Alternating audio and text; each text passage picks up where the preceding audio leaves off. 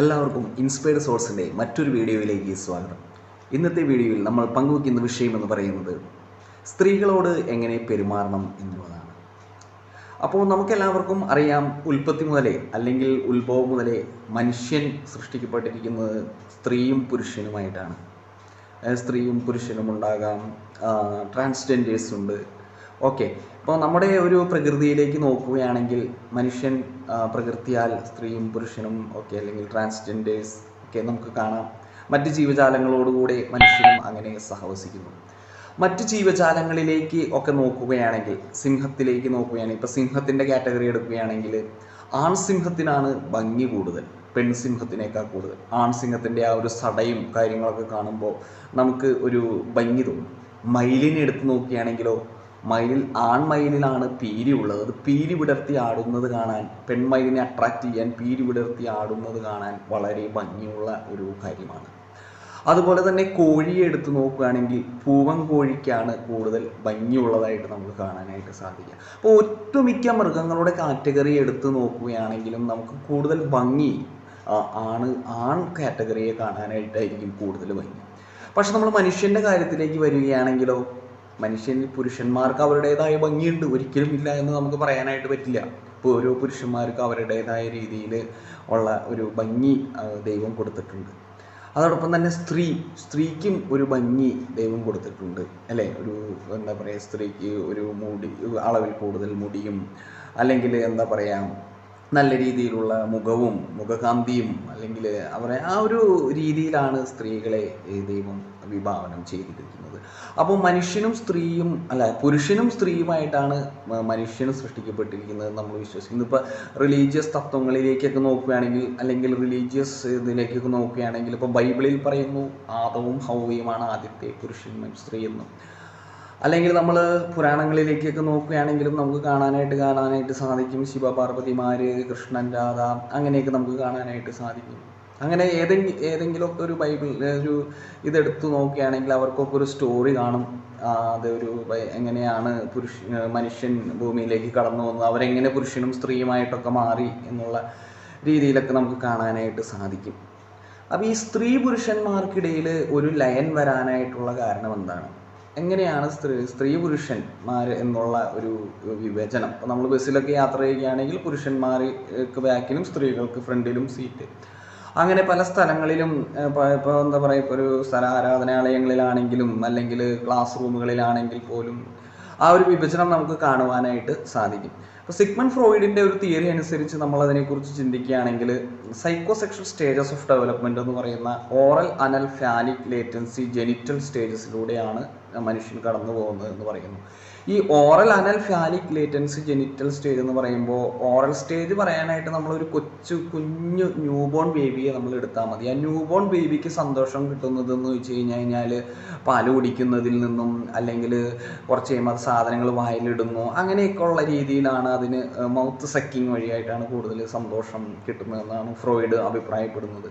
പിന്നീട് ഓറൽ സ്റ്റേജസിൽ നിന്ന് അത് അനൽ സ്റ്റേജസിലേക്ക് വരുന്നു. അപ്പോൾ എക്സ്ക്രീഷൻ അല്ലെങ്കിൽ മലമൂത്ര വിസർജനത്തിലൂടെ സന്തോഷം കിട്ടുന്നു എന്നുള്ള രീതിയിൽ അദ്ദേഹം അങ്ങനെ അതിനെ എക്സ്പ്ലെയിൻ ചെയ്യുന്നു. അത് അദ്ദേഹത്തിൻ്റെതായ ഒരു എക്സ്പ്ലനേഷനാണത്. പിന്നീട് ഫാലിക് സ്റ്റേജിലേക്ക് കടന്നു വരുന്തോറും അവർ കൂടുതൽ ആൺകുട്ടി അപ്പനായിട്ടും പെൺകുട്ടി അമ്മയായിട്ടൊക്കെ കൂടുതൽ ഇലക്ട്ര കോംപ്ലക്സും ഈഡിപ്പസ് കോംപ്ലക്സിലൂടെയൊക്കെ കടന്നു പോയതിന് ശേഷം ആൺകുട്ടികൾ കൂടുതൽ അപ്പനായിട്ടും പെൺകുട്ടികൾ കൂടുതൽ അമ്മയായിട്ടും ഒക്കെ ഐഡൻറ്റിഫൈ ചെയ്ത് തുടങ്ങുന്നു. പതുക്കെ അവർ ആണാണ് പെണ്ണാണെന്നൊക്കെ ഉള്ള ഒരു തിരിച്ചറിവിലേക്കൊക്കെ വരുന്നു. പിന്നീട് വരുന്ന ലേറ്റൻസി സ്റ്റേജിൽ അവർക്ക് അങ്ങനെയുള്ള ഒരു അട്രാക്ഷൻ, സ്ത്രീ പുരുഷ അട്രാക്ഷൻസ് കുറവായിരിക്കും. മറ്റ് എക്സ്ട്രാ കരിക്കുലർ ആക്ടിവിറ്റീസിലേക്കായിരിക്കും അവരുടെ കോൺസെൻട്രേഷൻ പോകുന്നത്. ഒരു ചൈൽഡ്ഹുഡ് സ്റ്റേജിലാണ് അത് സംഭവിക്കുന്നത്. ചൈൽഡ്ഹുഡ് സ്റ്റേജിൽ അങ്ങനെയുള്ള അട്രാക്ഷൻസ് ഒന്നും ആയിരിക്കില്ല. കൂടുതൽ അവർക്ക് വേറെ ഉള്ള കാര്യങ്ങളിലായിരിക്കും ഇൻട്രസ്റ്റ്, സ്റ്റഡീസ് അല്ലെങ്കിൽ അങ്ങനെയുള്ള കാര്യങ്ങളിൽ.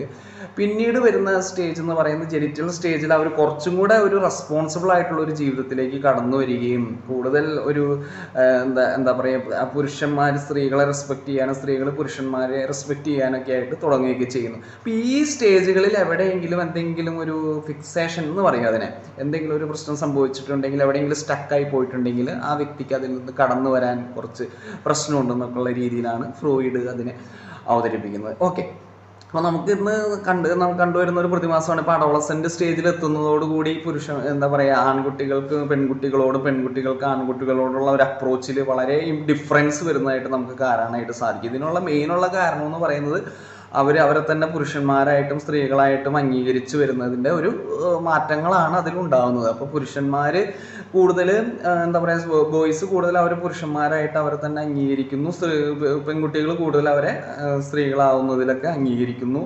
ആ ബോഡിയിൽ ഉണ്ടാകുന്ന മാറ്റങ്ങളെ കുറിച്ചൊക്കെ അവർ കൂടുതൽ അവെയർ ആകുന്നു. അതാണ് ഇവിടെ മെയിനായിട്ട് സംഭവിക്കുന്നത്, അതായത് ബോയ്സിലും ഗേൾസിലും സംഭവിക്കുന്ന ചില മാറ്റങ്ങൾ. പക്ഷെ നമ്മൾ സൊസൈറ്റിയിലേക്ക് നോക്കുകയാണെങ്കിൽ നമുക്ക് വേറെ ചില കാര്യങ്ങൾ കാണാനായിട്ട് സാധിക്കും. ഇപ്പം നമുക്ക് സ്ത്രീ ഒരു സൗന്ദര്യമുള്ള ഒരാളായിട്ടാണ്, ഇപ്പോൾ നമ്മൾ ഈ വീഡിയോൻ്റെ തുടക്കത്തിൽ പറഞ്ഞു, എന്താ പറയുക, മറ്റ് ജീവജാല വിഭാഗങ്ങളിൽ ഇപ്പം സിംഹത്തിൻ്റെ ഇതിലാണെങ്കിൽ ആൺസിംഹത്തിനാണ് ഭംഗി. അപ്പം നമ്മൾ ഈ ഒരു മനുഷ്യൻ്റെ കാര്യം എടുക്കുകയാണെങ്കിൽ സ്ത്രീകൾക്ക് ഒരു കുറച്ച് കൂടുതൽ ഭംഗിയുള്ള പോലെ നമുക്ക് അവരെ വേണമെങ്കിൽ പ്രസൻറ്റ് ചെയ്യാം. അപ്പം അങ്ങനെ നോക്കുമ്പോൾ കൂടുതൽ സൗന്ദര്യവർദ്ധക വസ്തുക്കളുടെ പരസ്യങ്ങൾക്കും അല്ലെങ്കിൽ അങ്ങനെയുള്ള കാര്യങ്ങൾക്കും അല്ലെങ്കിൽ ഈവൻ സിനിമകളിലായാൽ പോലും ഒക്കെ ഒരു ഭംഗിയുള്ള ഒരു മാർക്കറ്റിംഗ് പ്രൊഡക്റ്റ് എന്നുള്ള രീതിയിൽ സൊസൈറ്റി സ്ത്രീകളെ പ്രസൻറ്റ് ചെയ്യും. അപ്പോൾ ഈ പ്രസൻറ്റ് ചെയ്യുന്നതോടൊപ്പം അവർ കൂടുതലായിട്ട് യൂത്തിനെ മെയിനായിട്ട് കുറേയൊക്കെ ടാർഗറ്റ് ചെയ്യുന്നുണ്ട്. കൂടുതൽ ഹോർമോണൽ ചേഞ്ചസ് സംഭവിക്കുന്നത് യൂത്തിലാണ്. അപ്പോൾ എന്താ പറയുക, ഒരു അട്രാക്ഷൻ എലമെൻ്റായിട്ട് സ്ത്രീയെ പ്രസൻറ്റ് ചെയ്യുന്ന ഒരു രീതി നമുക്ക് കാണാനായിട്ടൊക്കെ സാധിക്കും. അപ്പോൾ ഇതുകൊണ്ടൊക്കെ തന്നെ ഒരു സൊസൈറ്റിയുടെ ഒരു ഇൻഫ്ലുവൻസ് ഒക്കെ ഉണ്ടാകുന്നത് കൊണ്ട് തന്നെ പുരുഷന്മാർക്ക് ചിലപ്പോഴെങ്കിലും സ്ത്രീകളെ കുറിച്ച് എന്താ പറയുക, ഒരു ഉപഭോഗ സംസ്കാരത്തിൻ്റെ ഭാഗം എന്ന രീതിയിലൊക്കെ ചിന്തിക്കാനും ഒരു അട്രാക്ഷൻ ഉണ്ടാക്കുന്ന എന്തോ ഒരു ഇതെന്നുള്ള രീതിയിലൊക്കെ ചിന്തിക്കാനൊക്കെ ഉള്ള ചില കാര്യങ്ങൾ ഒക്കെ സംഭവിക്കാം. അത് it's part of the development of an individual or A person. അപ്പോൾ അതൊരു ഡെവലപ്മെൻറ്റിൻ്റെ പല ഭാഗങ്ങളിലൂടെയൊക്കെ സംഭവിക്കാവുന്ന ഒരു കാര്യമാണ്. അപ്പോൾ ആഫ്റ്റർ ഓൾ സൗന്ദര്യമുള്ള വ്യക്തിയായിരിക്കാം സ്ത്രീ, അല്ലെങ്കിൽ എന്താ പറയുക, പുരുഷന്മാരുടെ ഒക്കെ പല പെർസെപ്ഷൻസ് സ്ത്രീകളെ കുറിച്ച് ഉണ്ടായിരിക്കാം. പക്ഷെ ആഫ്റ്റർ ഓൾ നമ്മൾ മനസ്സിലാക്കേണ്ട ഒരു കാര്യം എന്ന് പറയുന്നത്, ഒരു സ്ത്രീ എന്ന് പറയുന്നത് പുരുഷനെ പോലെ തന്നെ ഒരു മനുഷ്യനാണ് ഒരു സ്ത്രീ എന്ന് പറയുന്നത് കൂടി. അപ്പോൾ സ്ത്രീക്ക് സ്ത്രീയുടേതായിട്ടുള്ള ചില കാര്യങ്ങൾ, പുരുഷൻ്റേതായിട്ടുള്ള ചില കാര്യങ്ങളും സൊസൈറ്റിയിലുണ്ട് എന്നുള്ളതാണ് നമുക്ക് മാറ്റിവെക്കാനാവാത്ത ഒരു വസ്തുത എന്ന് പറയാം. അപ്പോൾ എങ്ങനെയാണ് നമുക്ക് സ്ത്രീയെ മനസ്സിലാക്കാനായിട്ട് സാധിക്കുക? അപ്പോൾ പല എന്താ പറയുക, ഡെവലപ്മെൻറ്റ് സ്റ്റേജസിലൂടെ കടന്നു വരുന്ന ചിലപ്പോൾ പുരുഷന്മാർക്കോ അല്ലെങ്കിൽ സ്ത്രീകളെ കുറിച്ച് ചിലപ്പോൾ ഒരു ഡിസ്റ്റോർട്ടഡ് പെർസെപ്ഷൻ, അതായത് ഒരു ശരിയായിട്ടുള്ള ഒരു ധാരണ വരാത്തതിൽ നിന്നും പലപ്പോഴും അങ്ങനെ ഒരു പ്രശ്നങ്ങൾ ഉണ്ടാവാറൊക്കെ ഉണ്ട്. അവർക്ക് മെയിനായിട്ട് അത് ഒട്ടുമിക്കവർക്കും സംഭവിക്കാവുന്ന ഒരു സംഭവ്യമായിട്ടുള്ളൊരു കാര്യമാണ്. അപ്പോൾ സ്ത്രീകളോട് ഫ്രീ ആയിട്ട് ഇടപഴകാൻ പറ്റാതെ വരിക, സ്ത്രീകളോട് ശരിക്കും സംസാരിക്കാൻ പറ്റാതെ വരിക, ഒരു ഫ്രണ്ട്ഷിപ്പ് ഉണ്ടാക്കാൻ പറ്റാതെ വരിക. അപ്പോൾ അങ്ങനെയുള്ള കാര്യങ്ങളിൽ നിന്ന് ചിലപ്പോൾ ഒരു ഇൻഫീരിയോറിറ്റി കോംപ്ലക്സോ അങ്ങനെയൊക്കെ ഉണ്ടാവാനായിട്ടുള്ള ഒരു സാധ്യതകളുണ്ട്. അതിൻ്റെ ഭാഗമാണ്, നമുക്ക് മാറ്റി നിർത്താവുന്ന ഒരു കാര്യമാണ്. പക്ഷെ അത് എങ്ങനെ മാറ്റി നിർത്താമെന്ന് പറഞ്ഞു കഴിഞ്ഞാൽ നമ്മൾ ആ പുരുഷന്മാർ ശരിക്കും ഒരു കോൺഫിഡൻസ് ലെവലിൽ സ്ത്രീകളോട് ഇടപഴകുമ്പോഴാണ് അവർക്കതിൽ നിന്ന് മുക്തി നേടാനായിട്ട് സാധിക്കുകയുള്ളൂ. അപ്പോൾ ഇവിടെ നമ്മൾ മനസ്സിലാക്കേണ്ട ഒരു കാര്യം എന്ന് പറഞ്ഞാൽ സ്ത്രീകളും മനുഷ്യന്മാരാണ് എന്ന് മനസ്സിലാക്കുക എന്നുള്ളത് വളരെ ഇമ്പോർട്ടൻ്റ് ആയിട്ടുള്ള ഒരു കാര്യമാണ്. അപ്പോൾ എങ്ങനെ നമുക്ക് സ്ത്രീകളോട് ഇടപഴകാനായിട്ട് സാധിക്കും? അപ്പോൾ നമുക്കറിയാം, സ്ത്രീകൾ വളരെ സൗന്ദര്യമുള്ള ഒരു സോഫ്റ്റ് നേച്ചേർഡ് ആയിട്ടുള്ള ആളുകളാണ്, മദർലി ആണ്, വളരെ സെൻസിറ്റീവാണ്, വളരെ പെർസെപ്റ്റീവാണ്, വളരെ അണ്ടർസ്റ്റാൻഡിങ് ആണ്, ഇമോഷണലാണ്. അപ്പോൾ ഇതൊക്കെ വളരെ സ്ത്രീകളുടെ ക്വാളിറ്റീസുമാണ്. ചിലപ്പോൾ ചിലരതിനെ ബലഹീനത എന്ന് വിളിക്കാം. പക്ഷെ അത് ബലഹീനതയല്ല, അത് biological and psychological features of ladies and men also have some biological and psychological features. അപ്പോൾ ഈ biological and psychological features of വിമണിനെ അണ്ടർസ്റ്റാൻഡ് ചെയ്യുക എന്നുള്ളതാണ് ഇതിൽ ഇമ്പോർട്ടൻ്റ് ആയിട്ടുള്ള ഒരു കാര്യം. അപ്പോൾ സ്ത്രീകൾ പലപ്പോഴും ആളുകളെ പെട്ടെന്ന് വിശ്വസിക്കാം. ഒരു പുരുഷൻ വളരെ ഹാർഡ് വർക്കിംഗ് ആയിട്ടുള്ള ഒരാളാണ്, അല്ലെങ്കിൽ അങ്ങനെയുള്ള ഒരു ആളാണെങ്കിൽ സ്ത്രീകൾ പെട്ടെന്ന് അദ്ദേഹത്തിനോട് ഒരു റെസ്പെക്റ്റ് തോന്നാനായിട്ടുള്ള ഒരു സാധ്യതയുണ്ട്. അപ്പോൾ മറ്റ് പുരുഷന്മാർ ചിലപ്പോൾ ഫേക്ക് ചെയ്ത്, ഇപ്പോൾ നമ്മൾ സിനിമയിലൊക്കെ കാണുന്നുണ്ട്, ഫേക്ക് ചെയ്ത് സ്ത്രീകളെ പറ്റിക്കുന്നു, അങ്ങനെയൊക്കെ നമുക്ക് കാണാം. പക്ഷെ അതോടൊപ്പം തന്നെ സ്ത്രീക്ക് പെട്ടെന്ന് മനസ്സിലാക്കാനും നമ്മൾ പറ്റിക്കാൻ പഠിക്കപ്പെടുന്നു എന്ന് പറയുന്നതോടൊപ്പം തന്നെ സ്ത്രീക്ക് പലപ്പോഴും പെട്ടെന്ന് നമ്മളെ മനസ്സിലാകാനും പറ്റും എന്നുള്ളതാണ് വേറെ ഇമ്പോർട്ടൻ്റ് ആയിട്ടുള്ളൊരു കാര്യം. ഒരു പുരുഷൻ പറ്റിക്കുകയാണെങ്കിൽ ചിലപ്പോൾ അവൾ വളരെ സെൻസിറ്റീവ് ആയതുകൊണ്ട് അത് ചിലപ്പോൾ അല്ലെങ്കിൽ വളരെ ഇതായതുകൊണ്ട് അതിനെ എന്താ പറയുക ചിലപ്പോൾ അത് ശരിയായിരിക്കും എന്നുള്ള ധാരണ അവളിൽ വരാനായിട്ടുള്ള സാധ്യതയുണ്ടെങ്കിൽ കൂടി ഇതേ സ്ത്രീക്ക് തന്നെ പെട്ടെന്ന് തന്നെ മനസ്സിലാക്കാനും കൂടെ സാധിക്കും എന്നുള്ളത് അവളുടെ വേറൊരു വശമാണ്. അപ്പോൾ നമ്മൾ അതും കൂടി മനസ്സിലാക്കണം, പുരുഷന്മാർ അതും കൂടെ മനസ്സിലാക്കേണ്ടിയിരിക്കുന്നു. അപ്പോൾ സ്ത്രീകൾ women are more perceptive, more observing than the women.